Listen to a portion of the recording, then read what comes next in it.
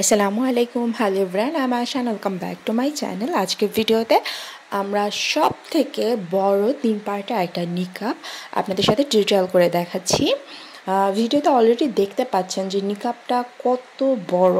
এই নিকাবটা আসলে যারা একদম খাস পর্দা করে তারা মেইনলি এই নিকাবটা ইউজ করে, যেহেতু পিছনে 3টা পার্ট থাকে।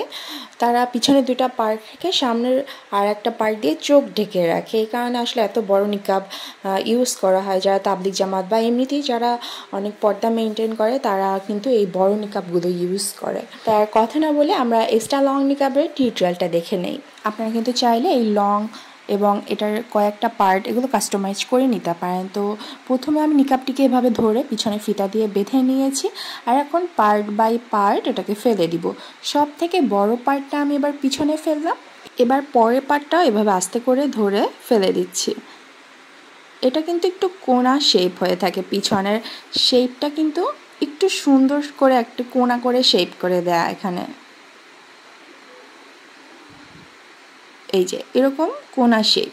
আর এটার ফেব্রিক হচ্ছে নামাস্তে জর্জেট, যেটা অলরেডি যারা ইউজ করেন তারা তো জানেনই যে নামাস্তে জর্জেট ফ্যাব্রিকটা যে কতটা সফট একটা ফ্যাব্রিক। প্রচণ্ড বাতাস, তাই হয়তো বা পিছনের লেয়ারগুলো ওভাবে স্পষ্ট বুঝাতে পারছি না।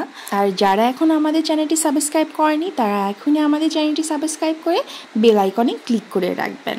এবার আমি সর্বশেষ যে পার্টটি সেই পার্টটি এভাবে উল্টিয়ে দিলাম। ব্যাস, আমার নিকাবটি কিন্তু পরা হয়ে গেছে।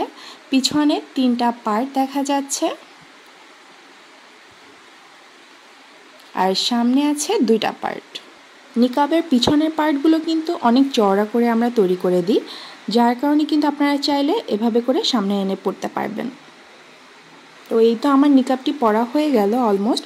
দেখতেই পাচ্ছেন নিকাবটি কতটা সুন্দর একটা নিকাব। যারা পরিপূর্ণ পর্দা করে তাদের জন্য কিন্তু এটা একটা বেস্ট নিকাব। সো যারা অর্ডার করতে চান দ্রুত আমাদের ইমো নাম্বারে অর্ডার কনফার্ম করবেন, কিংবা চাইলে আমাদের ফেসবুক পেজেও কিন্তু নক করে অর্ডারটি কনফার্ম করতে পারবেন।